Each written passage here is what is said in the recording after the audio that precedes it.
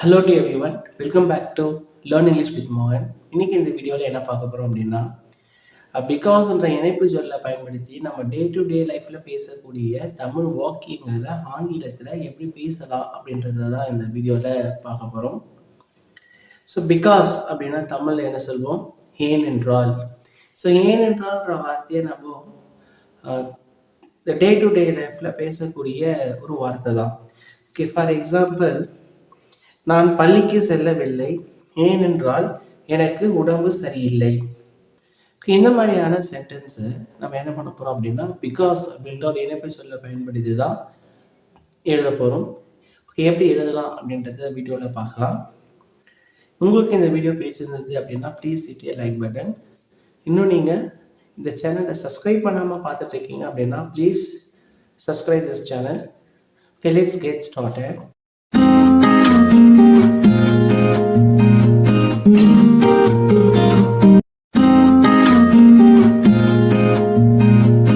ஏனென்றால் அப்படின்னா நம்ம ஆங்கிலத்தில் என்ன யூஸ் பண்ண போறோம்?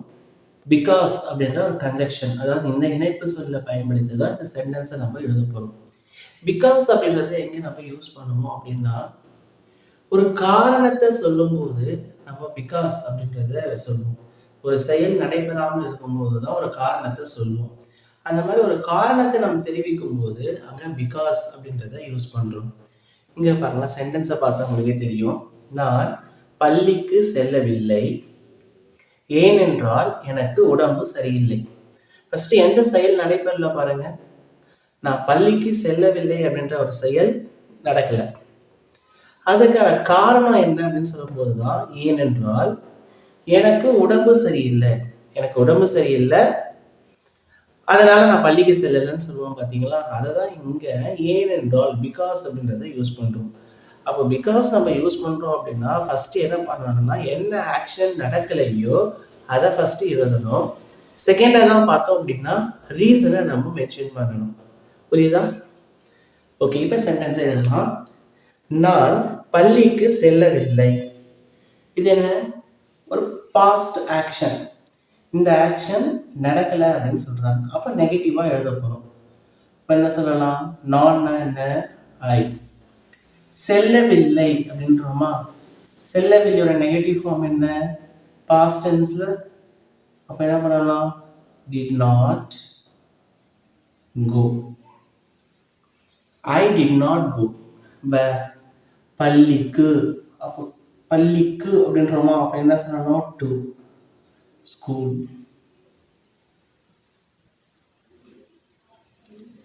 I did not go to school. Okay, இப்போ இப்படி எழுதியாச்சு. இப்போ என்ன? ஏனென்றால் என்ன? பிகாஸ். இப்போ பிகாஸ் என்ன பண்ணணும்? ஒரு ரீசனை சொல்லணும், ஒரு காரணத்தை சொல்லணும். இங்க காரணம் என்ன? எனக்கு உடம்பு சரியில்லை. அப்ப எனக்கு உடம்பு சரியில்லை அப்படின்னு சொல்றோம். அப்ப என்ன சொல்லலாம்? Past continuous tense. அப்ப எனக்கு உடம்பு சரியில்லை. I was not feeling well. I did not go to school because I was not feeling well. நான் பள்ளிக்கு செல்லவில்லை ஏனென்றால் எனக்கு உடம்பு சரியில்லை. இது எப்படி எழுதுறோம்? I did not go to school because I was not feeling well. Okay, second one பாருங்க. நான் சீக்கிரம் வந்தேன். இதுதான் ஒரு ஆக்ஷன், ஒரு செயல். நான் சீக்கிரமா வந்துட்டேன் ஏனென்றால் அதுக்கு ஒரு காரணம் சொல்றாங்க. நான் ஏன் வந்தேன் அப்படின்னா அதுக்கு ஒரு காரணம். ஏனென்றால் எனக்கு அவசர வேலை இருந்தது. அவருக்கு ஒரு அவசரமான வேலை இருந்தது, அதனால அவரு சீக்கிரமா போயிட்டாரு. அதுதான் அப்படி நம்ம சொல்றோம். அப்ப ஏனென்றால் யூஸ் பண்ணும்போது என்ன பண்ணணும்? ஃபர்ஸ்ட் அந்த ஆக்ஷனை சொல்லணும். அதுக்கப்புறமா தான் பார்த்தோம் அப்படின்னா அந்த ரீசனை தெரிவிக்கணும். அப்ப இங்க நான் சீக்கிரம் வந்தேன். இது எப்படி எழுதலாம்? நான் தான் என்ன சொல்றோம்? ஐ. வந்தேன், வந்தேன்னாலும் சிம்பிள் பாஸ்ட். அப்ப என்ன பண்ணணும்? I came. சீக்கிரம், சீக்கிரம்னா என்ன? இயர்லி. I came early. ஏனென்றால் பிகாஸ். இப்போ பிகாஸ் சொன்ன பிறகு என்ன பண்ணணும்? ரீசனை சொல்லணும். எனக்கு அவசர வேலை இருந்தது. ஐ இருந்தது சிம்பிள் பாஸ்ட். ஐ ஹேட் அவசர வேலை. ஐ ஹேட் அர்ஜென்ட் ஒர்க். வேலை ஒர்க்கா. I came early because I had urgent work. நான் சீக்கிரம் வந்தேன் ஏனென்றால் எனக்கு அவசர வேலை இருந்தது.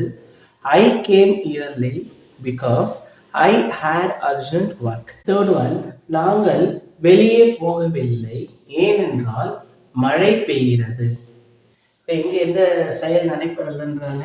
நாங்கள் வெளியே போகவில்லை. நாங்கள் என்ன யூஸ் பண்ணணும்? be. So we did not go out. போகவில்லை did not go வெளியே out. We did not go out. ஏனென்றால் because மழை பெய்கிறது. மழை என்ன சொல்வோம்? it. பெய்கிறது simple present continuous. It is raining.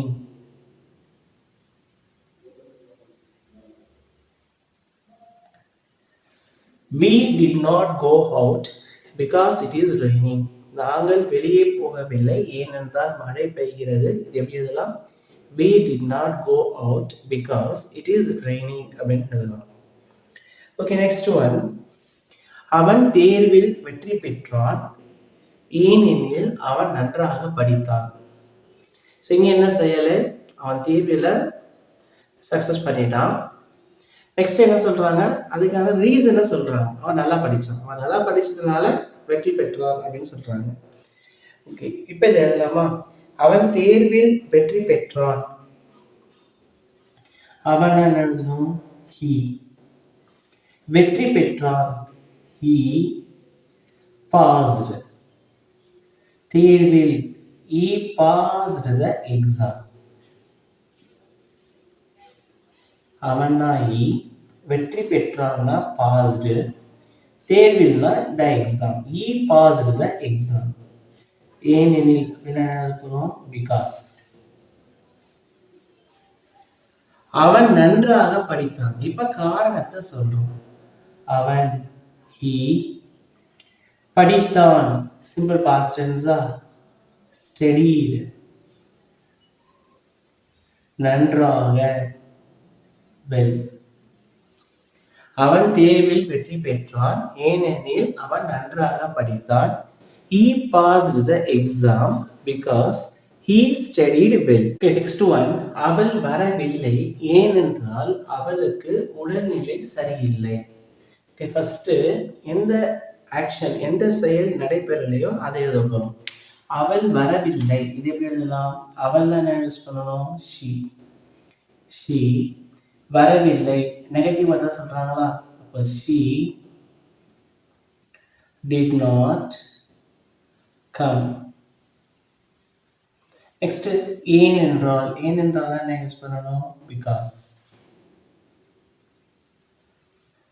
she did not come because அவளுக்கு உடல்நிலை சரியில்லை. அவளுக்கு என்ன? she. உடல்நிலை சரியில்லை, இது எப்படி எழுதலாம்? she was sick. she did not come because she was sick. அவள் வரவில்லை ஏனென்றால் அவளுக்கு உடல்நிலை சரியில்லை. இது எப்படி சொல்லலாம்? she did not come because she was sick.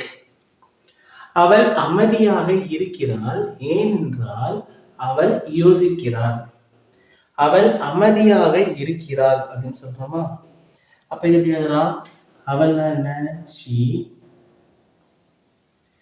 இருக்கிறாள் சிம்பிள் பிரசன்ட் டென்ஸா? she is அமைதியாக. அமைதியாக என்ன சொல்லணும்? quiet. she is quiet. ஏனென்றால். ஏனென்றால் என்ன? because. அவள் யோசிக்கிறாள். she is thinking.